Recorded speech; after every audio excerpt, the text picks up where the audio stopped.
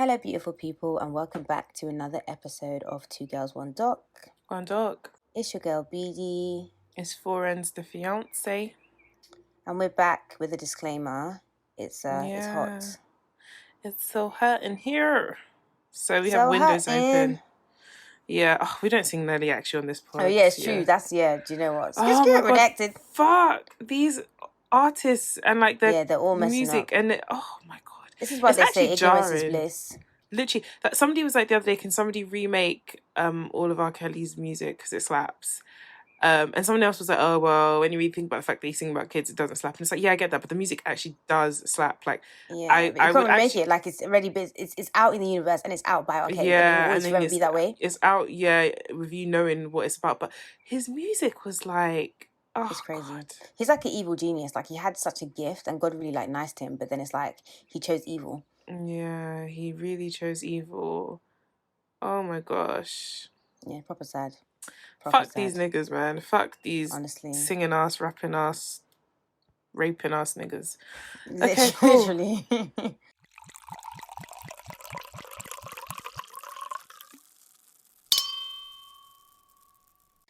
So guys, we are back, and like, just disclaimer, well, not even a disclaimer, just like some info. Like, I'm traveling in like 3 days and I am all over the place. Like, in my brain I have like 6 like checklists and I'm going for like hella tabs open. Yeah, literally, I'm going for a really long time. And this always happens before I travel. Even if I'm only going for like a weekend or a week here, I'll have like 20 tabs in my brain. And then the second I sit down on that flight, I'm like, close all tabs, sleep. Yeah, it is nice. It really is nice. It's very nice because my room right now, I can't wait to be done. But yeah, but it'll be worth it. It'll be a good time. Yeah, it'll be a good time and a long time. So that's gonna be good. Damn. So this week we are back and we are doing Louis Theroux. It's Theroux. I gotta get through this. Okay, I call him Theroux. Gotta make it. Throw that ass in a circle. Does he say Theroux? Yeah. I'm sure he Louis said Theroux. Okay.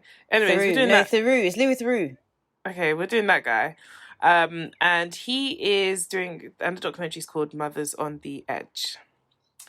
So we open up. And not of Glory either. Yeah, so. No. Who sang that? Gaga, yeah. Gogs. So we open up in this documentary and we're in southeast London.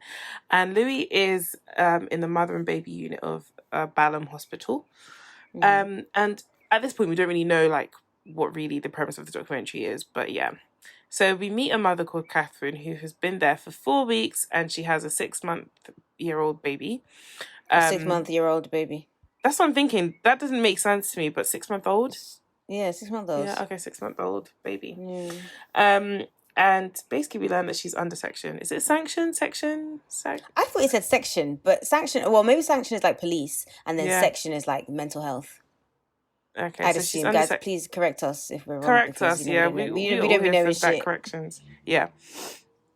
So, like, basically, this means that if she wants to leave the hospital, they'd restrain her, they'd call the police. Like, she literally has to be there, basically. Mm-hmm. Which is so mad to me, because a lot of times when you hear, I guess it's because, like, celeb culture rehab, but when you hear of people, like, going into, like, I guess rehab facilities are a bit different, but you always told that they're free to leave. So it's a bit mad that, like, yeah, literally, she can't. And for me, I am extremely claustrophobic. Like, I don't like the idea of, because like we were having this conversation yesterday and my sister was like, oh, would I go to outer space? And I was like, no, because it's very claustrophobic. I know it sounds stupid, but it is, because like I can't leave. Like, so is it less about the space that you're in and more about your ability to leave said space? Yes. Because you could be in a mansion, but then it's like, I can't leave this place. So then you feel like, okay, but then maybe there's a different word for that, because I feel like claustrophobic is not the right word.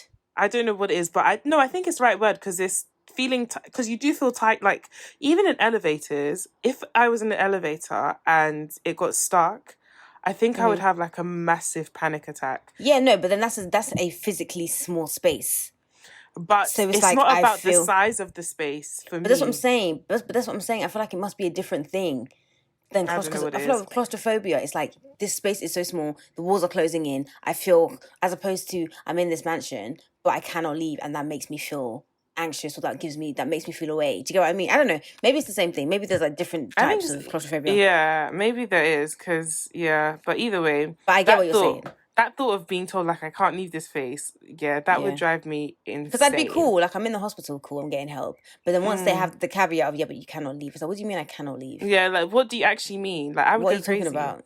That alone would like push me over the edge. Yeah. So now you're the mother on the edge. So she has 24-hour surveillance. And again, that also would drive me crazy because it's just like you always feel like somebody's watching me. But yeah. Basically, so she explains to Louis that she overdosed the week before, and she tried to overdose, and that's why she's here. It was attempted suicide. So we learned that she's suffering from postpartum depression. Well, not depression, but just issues around just having a baby. They haven't actually quite like diagnosed her yet, but I guess it falls under the wider umbrella of like postpartum like depression. And basically we learned that she had an eating disorder and anxiety as a teenager.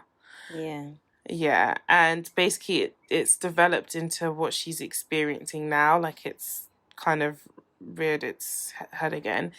And then so we learn a bit about her background and maybe something that alludes to why she is suffering from postpartum. And anybody can have like postpartum depression. There's no like this or that or the third, which we learn. But this kind of shed some light as to how she ended up kind of where she's today, which is really sad. So basically she said she had a termination with her last pregnancy because at some point during those checkups they do with babies, she found out that the baby had a really rare form of Down syndrome, so they had a termination. And like from the way she explains it, the baby had like, fingers, nails, hair, like it was a baby. It was like a baby. It was I think she said it was like 6 months or something though. Yeah, so it was like it had it was like a baby. It was a baby. Like my sister was born at, I think it was like 7 months. So thank God. Yeah, like that baby could have like essentially survived. That is so sad though. Like you feel something it's really kicking. Heavy. It's really heavy. For me, it's not even just like if I lost a baby, but it's actually having to give birth to the baby. No. Cause just it's like, how do you even like, because that alone, like she could have never had another child, and that alone was enough to just have you on the ropes. Literally, I wouldn't even trust my body again. But yeah.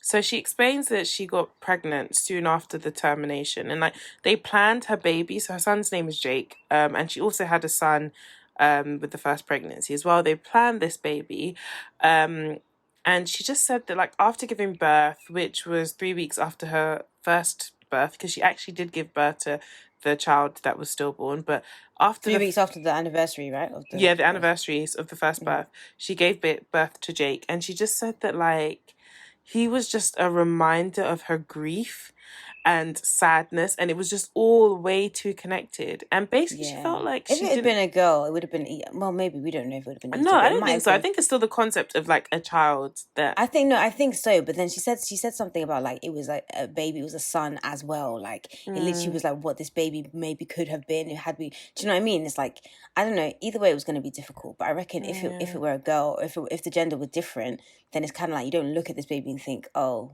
Jake, like 2.0. Do you get what I mean? Like, I don't know.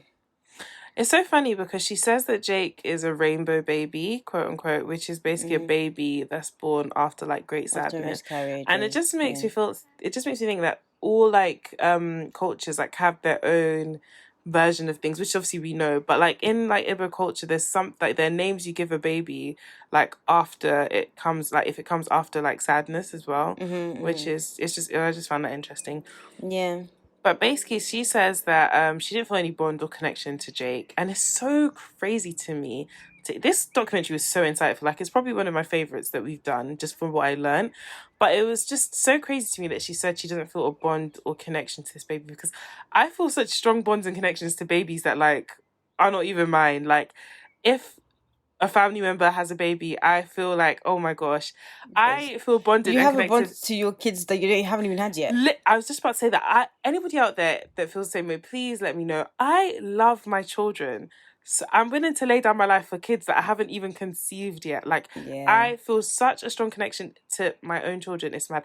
I feel a flipping connection to my friends' kids, and they don't have kids yet. Like, I already feel like, oh my gosh, I love these children so much.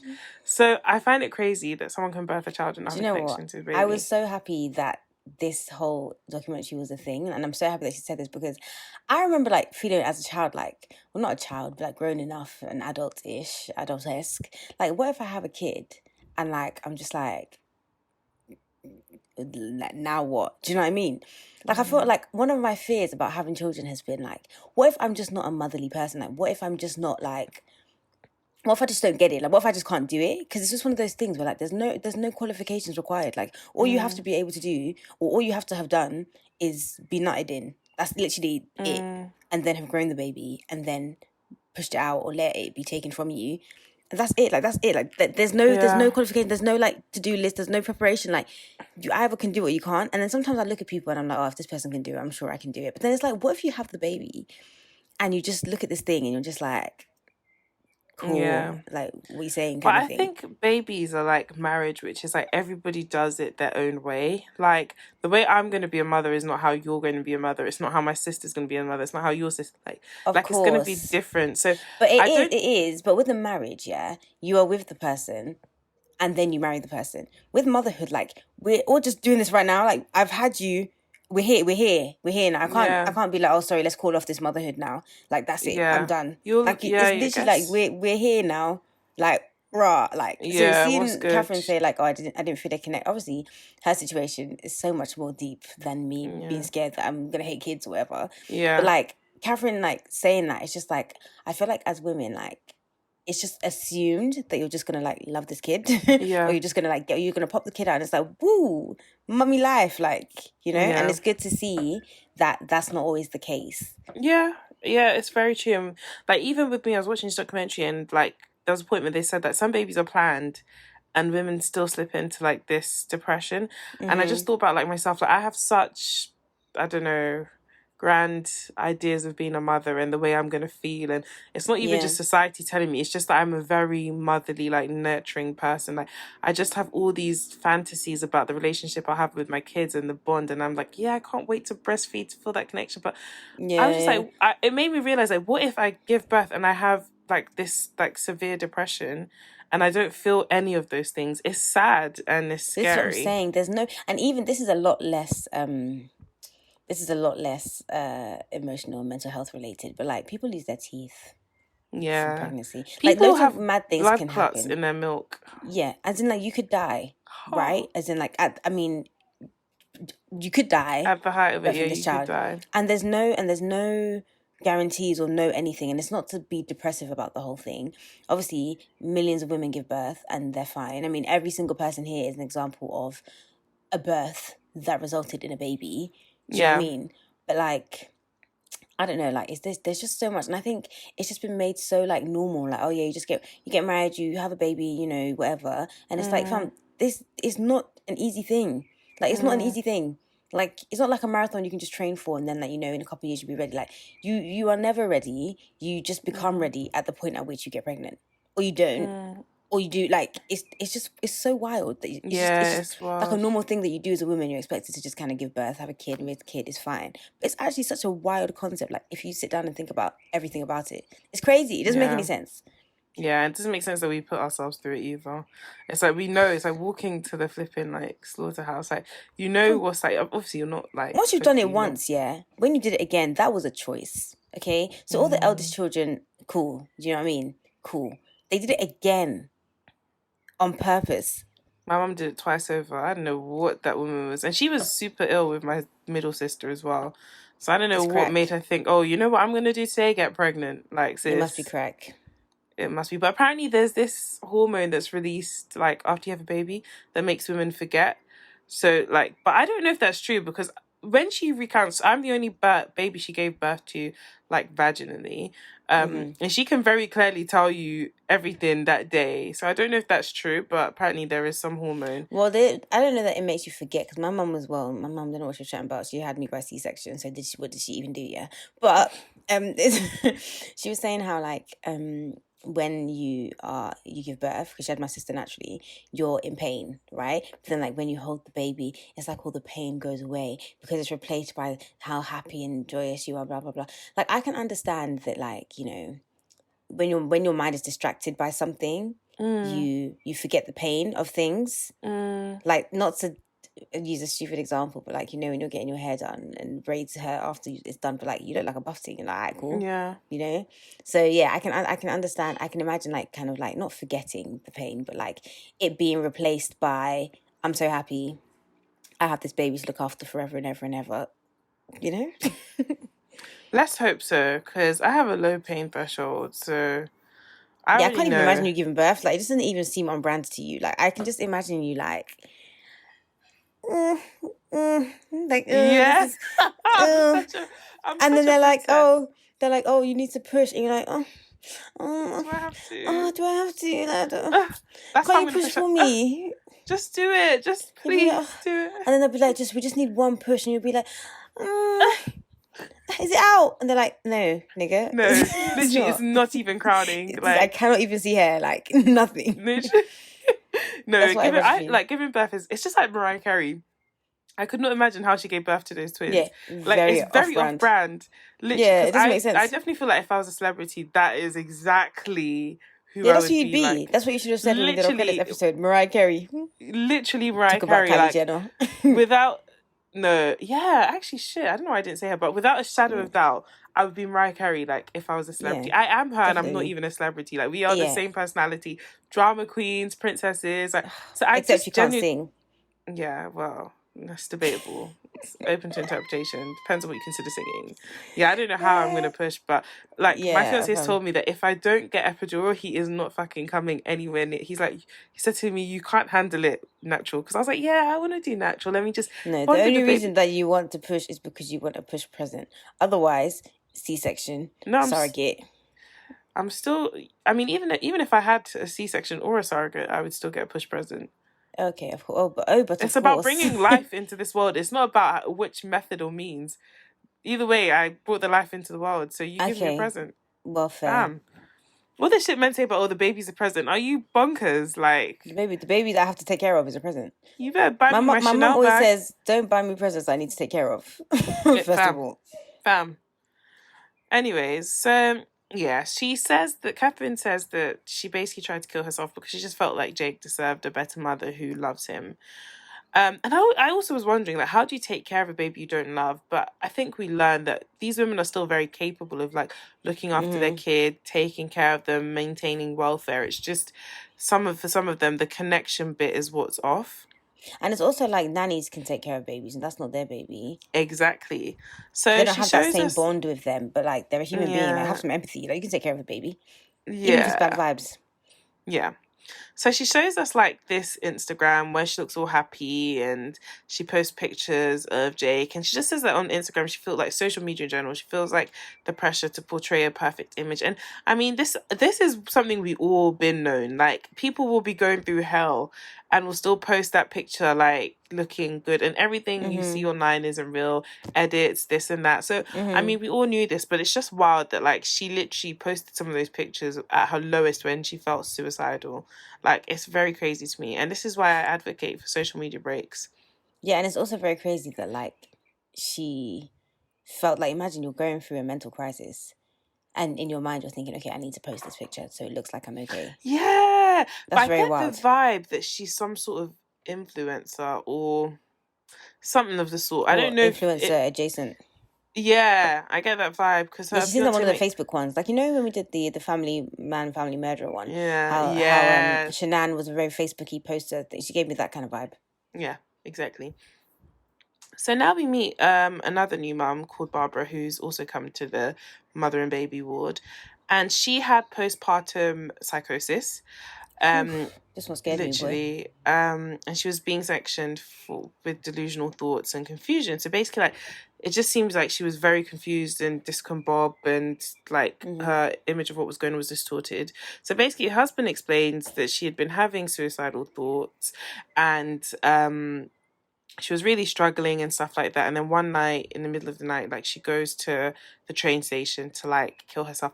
And the first time I ever heard of postpartum, or is it postnatal? I don't know what to call it, but either one. The first time I heard of that form of depression was I was reading an article, and this woman, I was quite young, and this woman had postpartum depression, and literally her husband was out that evening, and she left her baby in the house and literally went and walked for miles to the motorway and literally walked into traffic and died. And I was just like, whoa. And the baby was just at home, door open, crying. So imagine the husband coming home, the door is open, your baby's crying. First thing you're thinking is somebody has come into this house and killed my wife.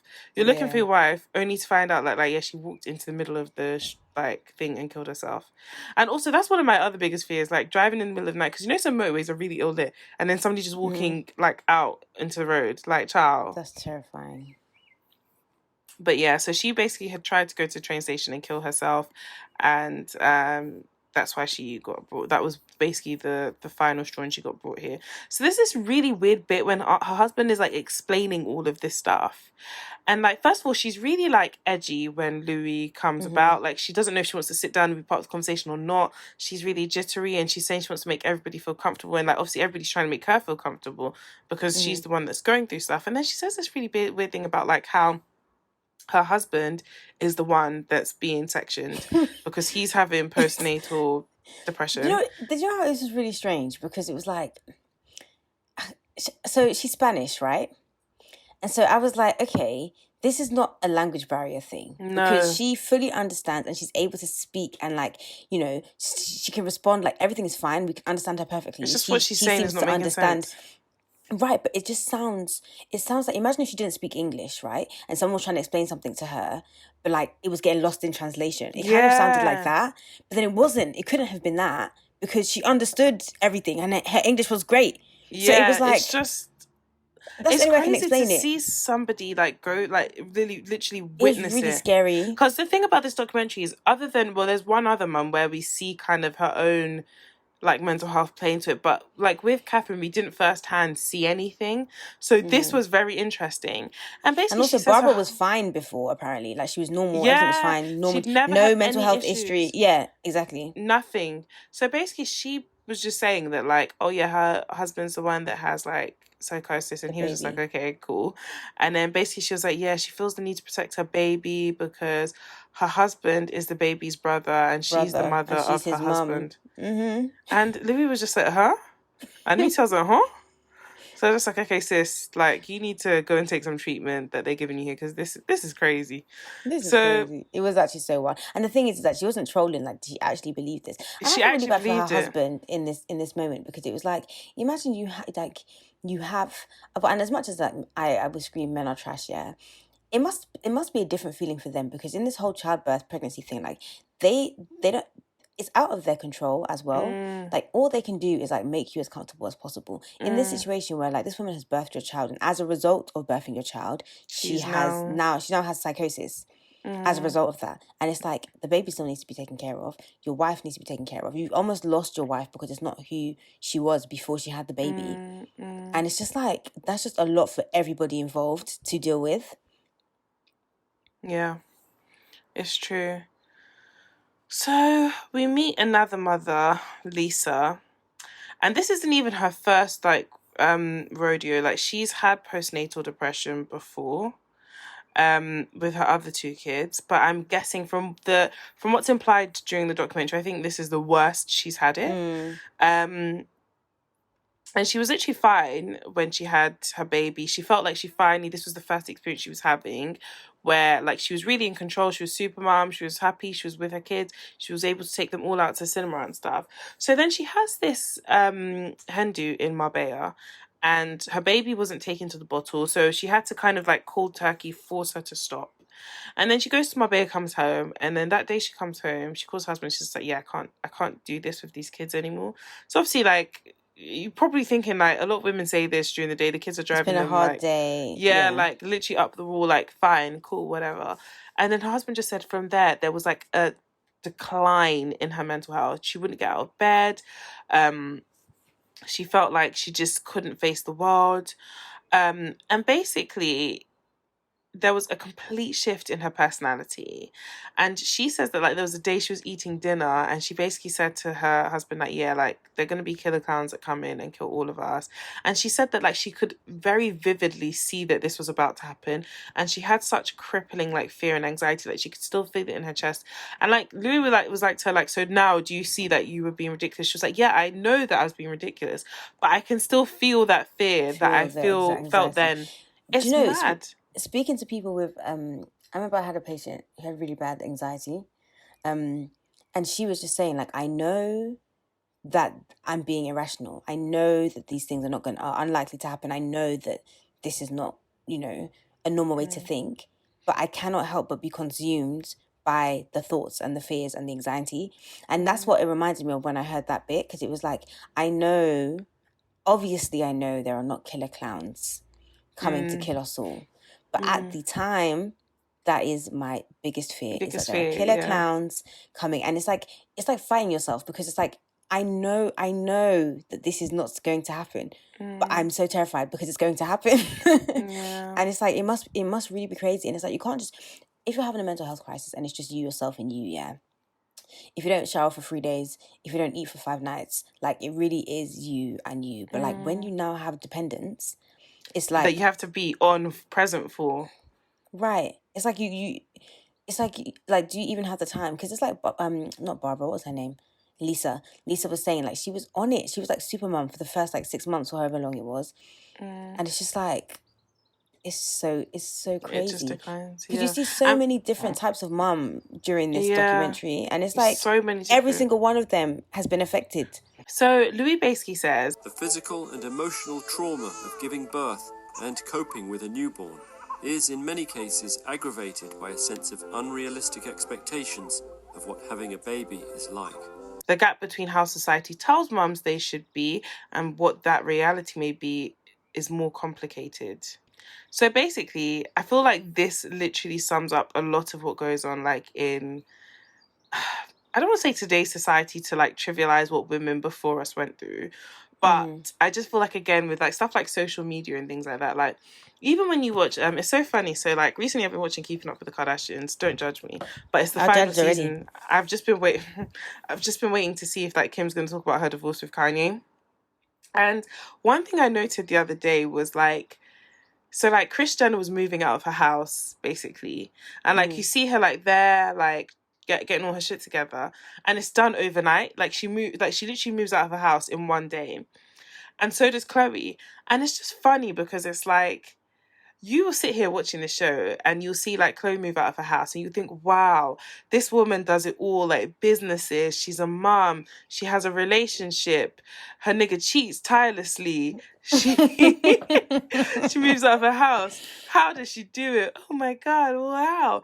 And they never ever show like their staff. It's so funny to me. I don't know if it's like NDAs or whatever that makes them not show their stuff. But when you watch a show, it just looks like these are like women who like run their shit themselves.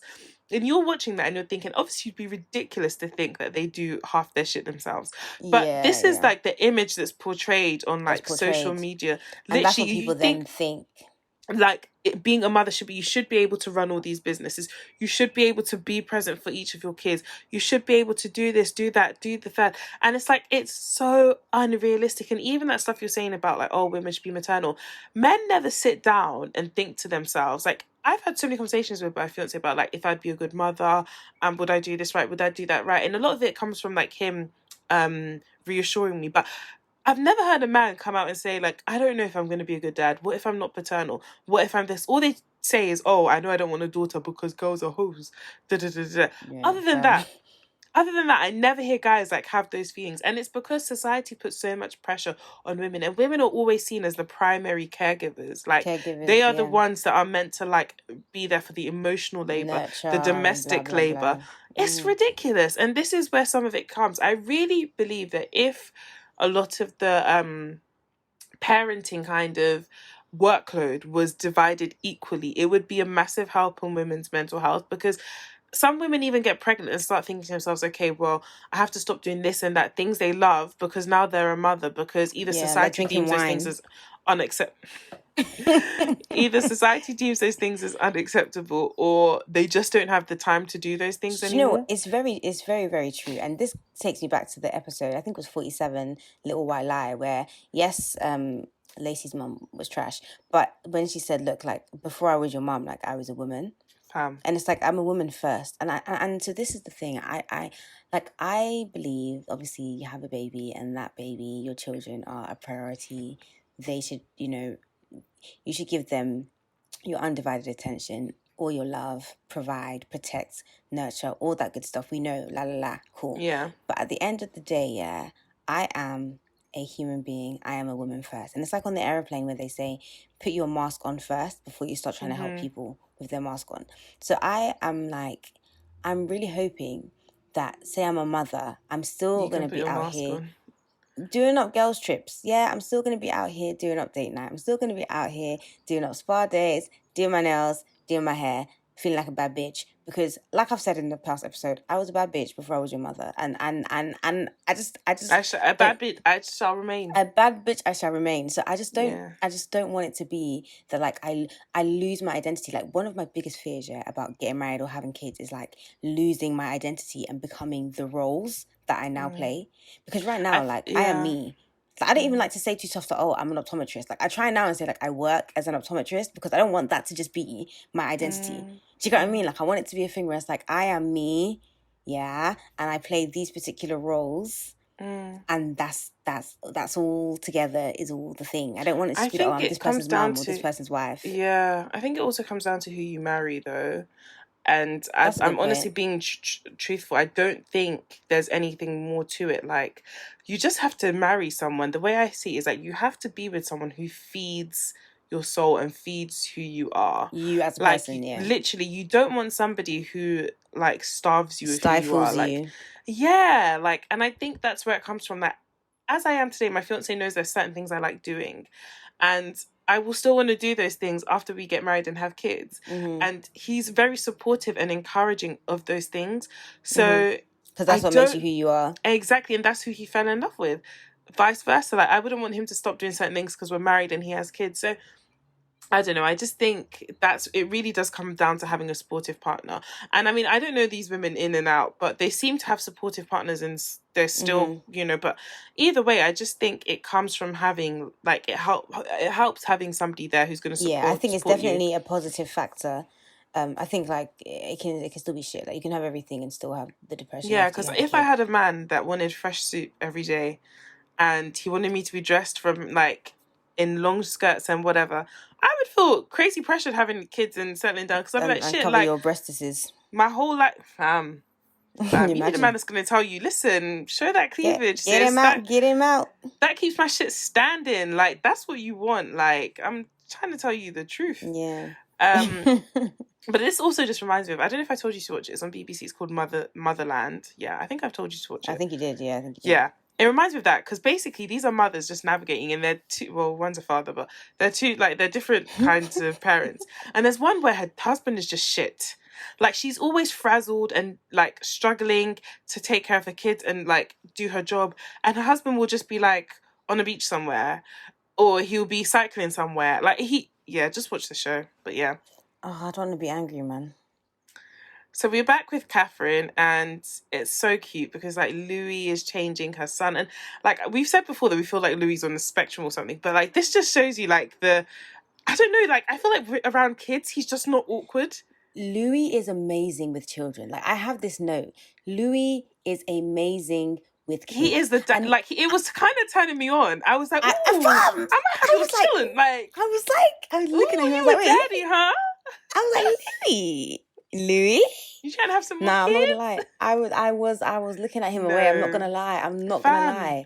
There's something sexy about guys that can take care of kids. I'm sorry, but like, maybe this is why I like dads.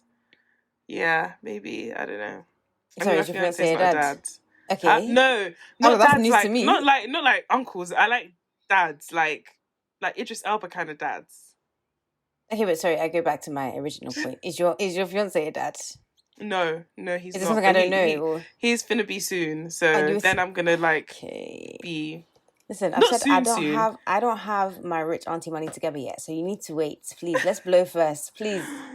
Let's blow first before No, you but start yeah, popping kids Louis was out. doing things. Like he was all changing the nappy. He's like, yeah, like, Yeah. and I was like, oh, okay. He was so, and then even like, oh, okay, well, yeah. Anyway, there's a bit where like Jake is like, oh, I did a poo, And then and it then wasn't Lou Jake. is It like, was but it was the other one. yeah, Lou was like, oh, let's see Jake's poo, let's So have a it was look. a big boy poo. It was like, it's a big boy poo, and Jake was so excited, and it was like, oh, it was the But other like, Jake, not the baby Jake, the big Jake. oh, was They the both other had one kids called called Jake as Jake. well? Oh, I They didn't both had know. kids called Jake. But Yeah. like, also, I just feel like, so with Louis, yeah, he's really weird. I feel like he's really weird around adults. And there even times in this documentary, I was like, oh, Louis, like, why are you saying this? Like, Yeah. that's just his vibe. And obviously, he means well. I just think he struggles with communicating or showing empathy in his communication. But like with kids, it's just like, He's like a child. Yeah, like, but the thing is, I don't but think it he wasn't struggles in to an show. abaya kind of way. It was just like natural, like a yeah. nursery teacher, like a good nursery teacher. I feel like I don't know that he struggles to show empathy, because even the bit with Barbara where it was really awkward, because he basically, like Forenz explained, I almost said governments, like Forenz explained, it was he was basically just saying, like, are you comfortable? Should I talk to you? Should I talk to your husband? And she was just like, oh, I'm uncomfortable. And he was like, oh, if you're uncomfortable, I'll speak to your husband instead. So it was very much like mindful of how she felt and things. But it is always going to be a little bit awkward because of the situation, and also because it's Louis. But like you said, I agree in that, like, with kids, I don't know, it's like a layer has been, it's like he exhales when he's talking to kids. Yeah. And when it's adults, it's like he's not breathing. Do you know what I mean? So we basically learned that Catherine has been diagnosed with emotionally unstable personality disorder, which I'd never heard of before this, but I think it's quite self-explanatory. And it can be treated easily, like with, it can't be treated easily with medication. So it's like different to like other forms of like issues you face with postpartum. Like this actually cannot be treated quite easily. And she explains that like basically what is missing from her relationship with her son is a feeling of love, like that rush of love. She said she didn't have it with Jake, but she had it with the first kid. Like when it was born, the first baby was born, she just felt like this rush of emotion and love and need to protect that kid. But with Jake, she just felt nothing. And like as they dig deeper into this conversation, like Louis basically concludes that what she has might be some self-preservation. Like she's been hurt with her first kid dying, so part of her is trying to protect herself from something happening like to this kid. Up. Yeah, which is like you can't have with your baby, but yeah. And she says she wants to love Jake, like she wants to fall in love with him, and she wants to be able to come out and say like, I would do anything like for my kid. So which goes to show that like even amidst the depression, it's like, look, I want to love you. Yeah. I just cannot right now, kind of thing. Yeah. So Louis is kind of confused as to like if people can really come out and say they don't feel anything for their babies. And one of the psychiatrists says, when people say they don't feel anything for their baby, it is absolutely real, because these things are on a spectrum, aren't they? And even some resentment, I suppose. Resentment, feeling nothing, almost hating the baby, wishing the baby were not there, dead sometimes. It's because people hide what they're really feeling. It's meant to be a happy time, isn't it? The business of having a baby is supposed to be a really happy time. So because of that, people put on all sorts of masks to hide what's really going on. And that is so true. Like, I think when you have a baby, everyone thinks automatically you're happy, you're at peace, you're this, and also you're that you should be privileged because some people can't have kids. So how dare you have a kid and then you don't even feel like you want the kid? That's bullshit. That's bullshit. Honestly. Because think about it, I have a kid now, and then I'm like, oh, do you know what? I'm not really fucking with this kid. I'm not gonna lie. You're gonna look at me like, fam, what? Like it's not the kind of thing that you just say in the group chat. It's not the kind of thing you just express. And so I think that also leads to feelings of like isolation as well, which cannot help with the on top of the other things you're feeling, issues you're facing. It's true. So we meet 25-year-old Marie, who gave birth 5 weeks earlier. So she came in quite quickly after becoming a mother. And she had a very traumatic birth, which affected her mental health. leading to suicidal thoughts. And basically she says that this was very, very insightful and interesting. So she explains that her birth brought up memories of sexual assault, which she wasn't prepared for. And I was thinking, how? But then I realized, like, basically what she was saying was just that there were loads of people there. Like, she was in a very private and intimate moment, and she just kind of like felt like she didn't have control of the situation. And I've never actually thought about that in regards to like sexual assault. I thought maybe the baby had been born of sexual assault. That's why it triggered her, but it hadn't. She was assaulted 3 years before. I think it also could be a case of like, you know, when someone's been sexually assaulted and they do like a rape kit, that's very similar. In like you're like in a hospital, legs open, they're doing all these tests, swabs, everyone's around there. Do you know? Well, not everyone's around. I'm sure that it's quite private, but it's just that sort of environment where it's like they're at your vagina doing things. And you're not, like you said, you're not in control. Yeah. Like, you just, so, I mean, yes, it can't be easy. Sad. Speaking of people being, like, all up in your vagina, like, I literally had another smear test, and that was... When did you have it? Today? No, I had it on Monday. How was that? I mean, it wasn't pleasant. It's a smear test. But I guess, like, now you're more, like, prepared. I was more prepared, because this is what it's actually just my second one. And do you know what? Compared to, like, the biopsy, like, this is like, oh, okay. Yeah, they're not, like, hacking at my womb, literally. Yeah, so, like, honestly. Yeah, it was, but it was... terrified. I'd recommend every woman go out there and have your smear test. Yeah. I'm dreading my next one. Anyway, that's a... Yours that's is, I think you'll do one every 2 years, right? Or every... Yeah, I think it's 3. Yeah, exactly. So you'll come. But, like, I think mine might be annual but the day now. will come. I mean, yeah. But, like, I literally said to a woman, lube that shit up. Like, put a lot of lube. She was like, yeah. She didn't. Listen. It was you know my story. I don't know. I even tried to think of, like, sexy thoughts to, like, you know... wet up a bit. Yeah, like... How can you? That environment is just... yeah. Maybe we'll do a credits on smear test one day. Yeah, I think we definitely when should. The trauma... When I've gotten over... You've healed from the trauma. I'm still healing to this day, I'm telling you. But anyway. So we meet her partner, who looks a lot older than her. Didn't you get that vibe?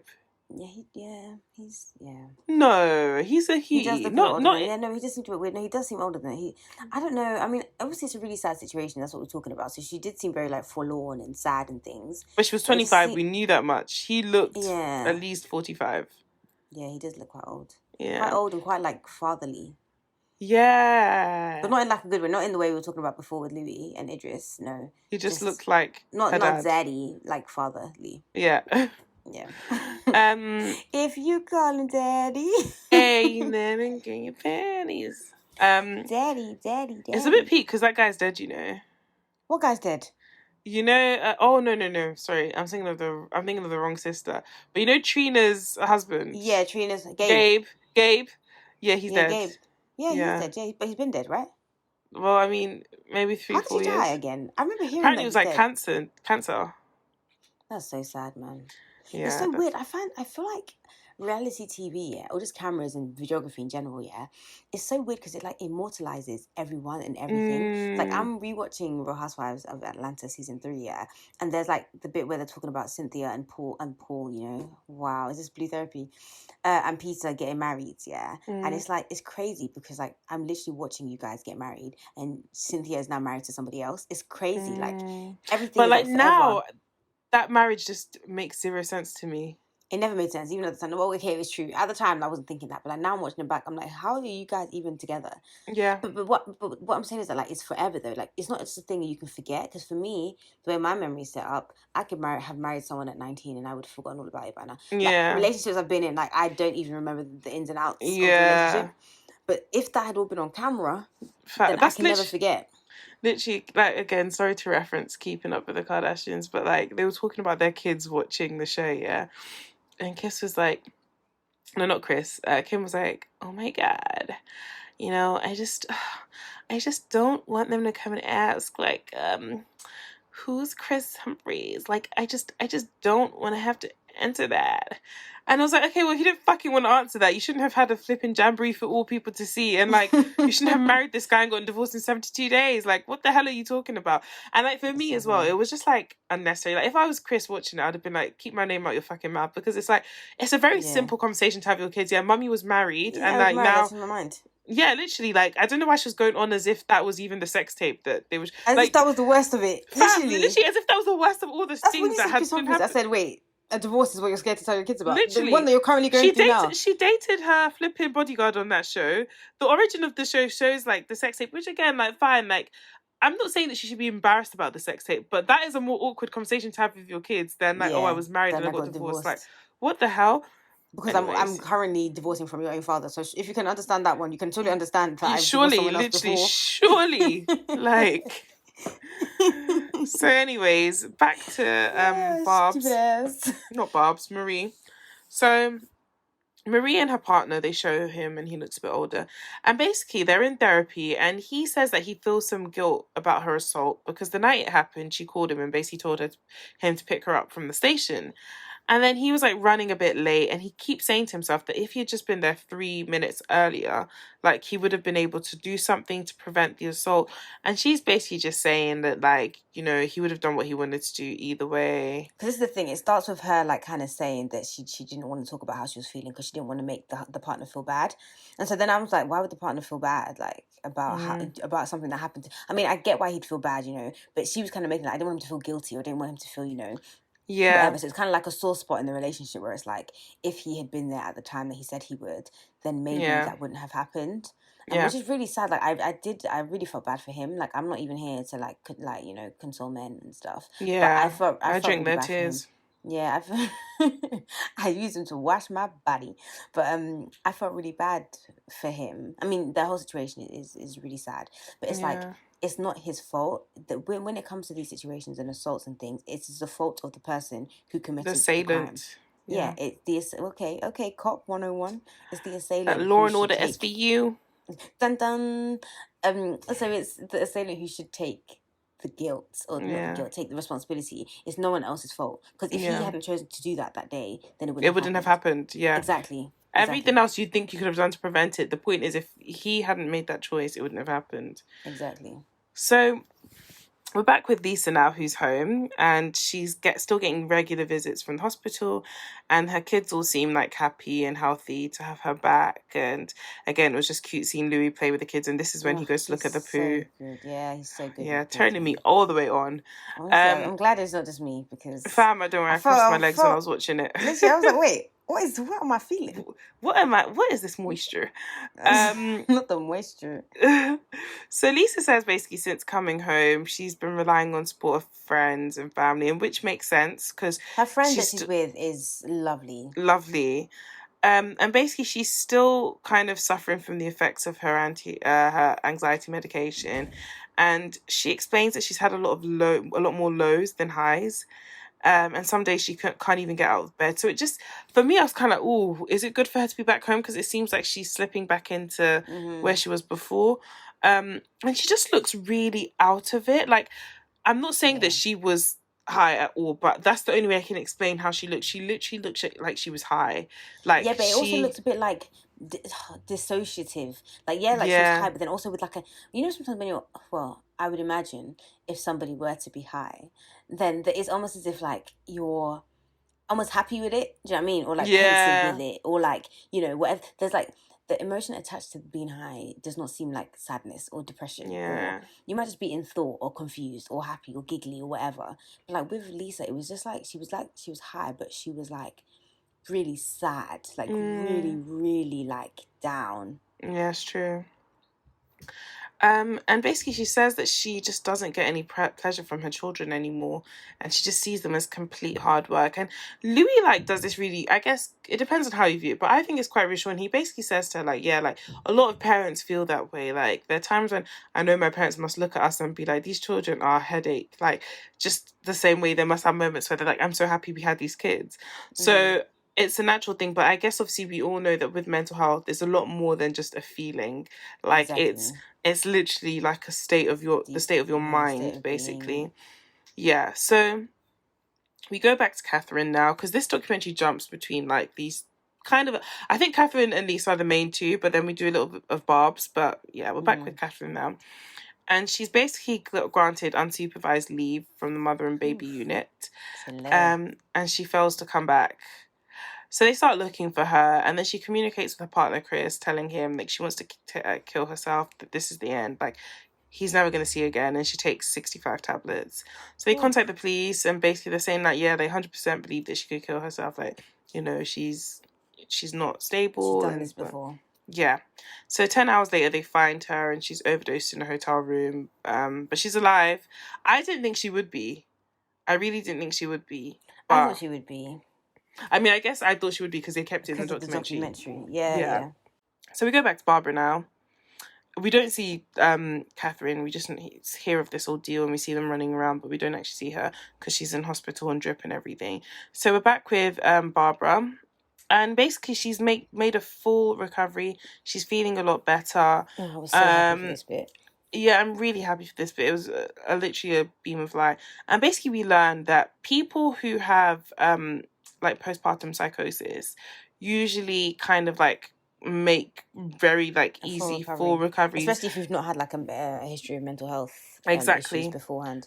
The only thing that kind of affects it is if they stop taking their medication prematurely, or if they kind of have another kid that could flare up the same symptoms. But again, I guess it's better because like you know the drill, so you can get yourself into treatment earlier. So yeah, basically like she's good to go, like she's a lot better. So we're back with Lisa now, and she is leaving the home for the first time since she's been back from hospital. So she's been struggling with extreme anxiety, and she just decides to test the water with a school run. And like this school run, you can just see like she is so like, she keeps saying, "Where are the kids?" There was a guy up in front of her, like, fixing, like, I don't know if it was, like, a pelican crossing or whatever. And, like, she's really scared of him. So we learned from her partner that Lisa finally, well, not finally, like, it was a good thing, but she got to a point where she started having suicidal thoughts. And she basically just said to him one day, like, yeah, I want to kill myself. And she said that this feeling was with her for, like, 3 weeks. And the only way she could describe it was an overwhelming desire to kill herself, almost like a craving. And I kind of processed it as like, I have a lot of dissociative thoughts, and I was very comforted by knowing that a lot of other people have it. But I can then imagine that this is like that dissociative thought following me like every day until I feel like I must do it. Like, sometimes I'm driving in the car, and like I might be driving like, you know, like those country roads where by the side you can see it's just like a drop into like, and I'm like, oh, what if I just swerve the car and see what happens? I have that. And a skirt, and then a skirt. Yeah, I have those thoughts, and I'm just like, what if actually like that followed me, and every time I got into the car, and then one day I skirt, and then. And so this is the thing, and the thing with Lisa is that like, Lisa's not really going anywhere, right? So it's like there are probably less opportunities. Obviously, you can kill yourself wherever, but there's less opportunities for her to do. So if Lisa was commuting to work every day, getting on the train and everything, well, how much longer would it be before one day she just thinks fuck it, and then she just throws herself in front of the train? Yeah, do you see what I mean? It's crazy. So it's like it's really, really scary. Like, and that's why you'll be on the tube and you'll hear like somebody jumped in front of a train, and you'll really be wondering like, oh my god, like and you just have no fucking clue, like what led to that decision. What was the final straw? Yeah, but that feeling of an overwhelming desire is a very strong way to describe. Like I had to do it for 2-3 weeks. That's crazy, man. I just see it as like an itch. Like if I have an itch, I scratch it.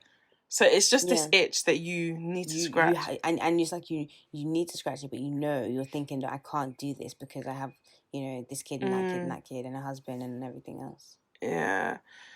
So we're nearing the end now, and Catherine is back home with her partner and son, and she's feeling a lot better. She says she feels a connection to her son, and she can actually say she loves him now, which was good. I did kind of feel like I hope she actually is better. And it's not like an Instagram TV thing.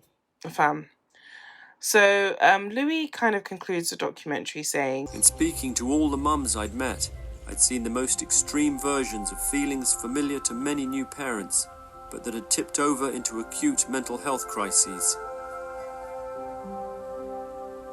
Making it worse was a weight of expectation about motherhood. But yeah, guys, that was documentary. I would 100% to say watch it, and I'm not just saying like watch it because I'm like in the arena of motherhood and like whatever. This arena.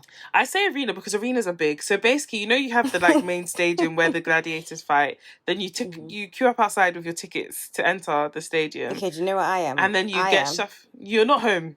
You are like no. Stop. Can I? You're in the car park. Let me land. No, I'm telling you where you are. Land. No. Because if I let you land, let me land. You're gonna say some dumb shit. No, let me tell you. Okay, let me tell you where you are. Then let me tell you where I am because I'm gonna forget. No, because I'm gonna forget. No, I'm gonna land. I haven't even said where I am, but okay. Let me land. Okay, no, where are you? No, but you're in the arena. I am. No, I'm not in the arena. I'm in the ticketing. No, you know the O2 Greenwich. Yeah. I don't know if you're there at the with us. station. If you say no, I'm not at the station. I'm not at the station. But you know when you get in, you walk into the main bit. Yeah. They have the all bar one on the left, okay. Yeah, and then the stairs. When they tell you your gate is, what's that gate where like you literally walk all the way through Greenwich? You go to the right and you walk past. You walk past Five Guys. You walk past everywhere. You walk past like literally it's like journey. Yeah. Mm-hmm. Imagine that gate is motherhood. Yeah. I am in Kingsbury. Away. Guys, I wish you could see my face. Anyways, so if we look at O2 Arena. I am the Greenwich one. Yeah, I'm in the queue, about to like get my shit checked before I then go up to my gate. You were like, okay, that's not that far. Well, I mean, I'm getting married soon, so I can't be that far. Okay, the where am I marriage then? will be me, my shit being checked, and then I'm like walking to find my seat. You are like, you're outside of the arena queuing up to enter. So you're outside of Greenwich. They have like the tickets. If you want to buy tickets outside, like all those people that buy tickets outside, I don't know why they do that. So tickets on the day. But you're talking about like that's where I am. But then you're saying that my destination is still that. When you go in that. I know, but straight. Once you pass that, then it's all fair game. So all I know is you're not close to being checked, but you're.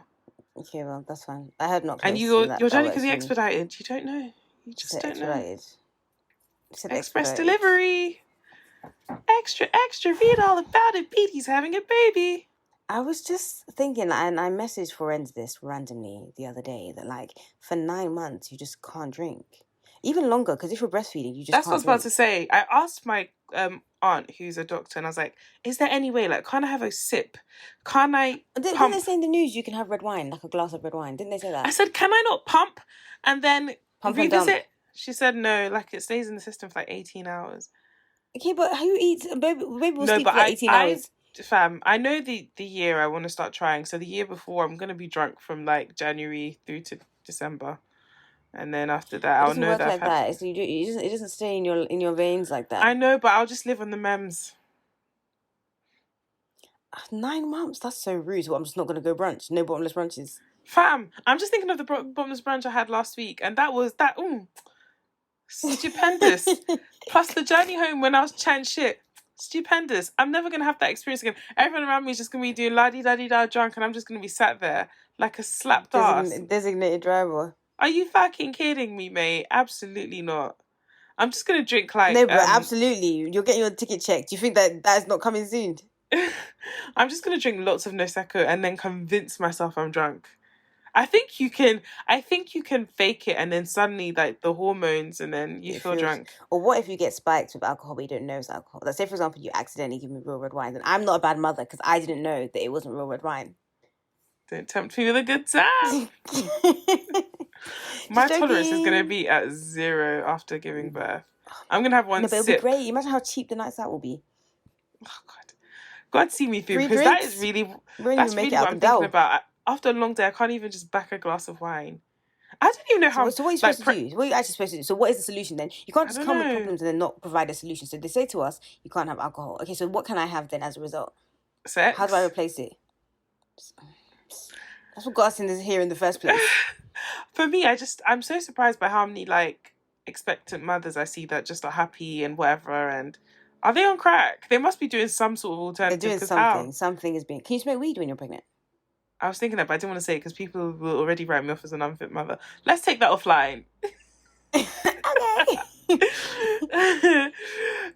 Okay, so next week we are doing BD. Tell us. Oh, do you know what? It's so funny. I was supposed to choose and I completely forgot about that conversation. So surprise! Surprise, nigga. We'll play the trailer, of course, once we figure it out. But it's going to be a documentary about something, and that something is going to be something that we will discuss in depth during the episode. So,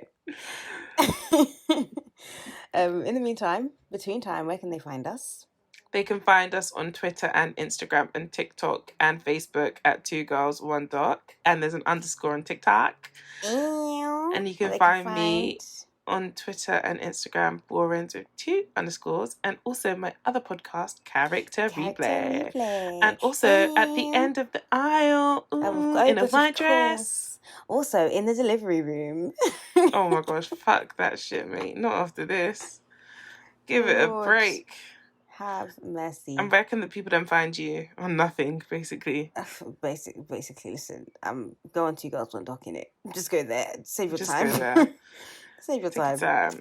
Yeah. All right, boys and girls. Well, have a wonderful, wonderful evening. Yeah.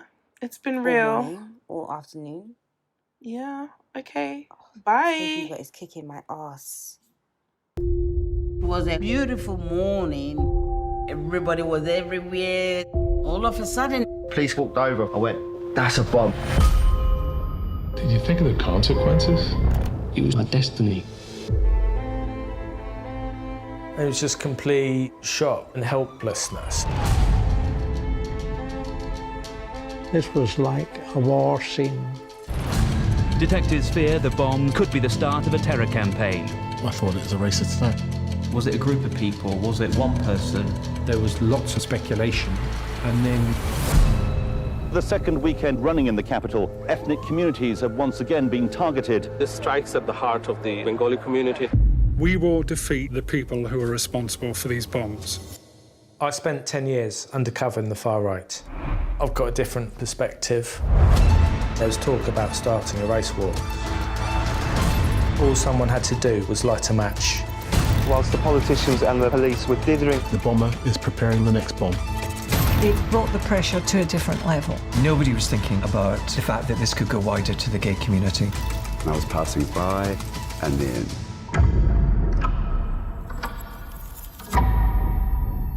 He's murdered an unborn child. I was never going to let him get away with it. There'd never been a serial bomber. People were afraid. They're trying to drive us apart! It was down to us. We're coming together in a way you've never seen us before! This was somebody who hated difference. What gives me hope is that there are more good people than bad people. I knew we needed to stop him.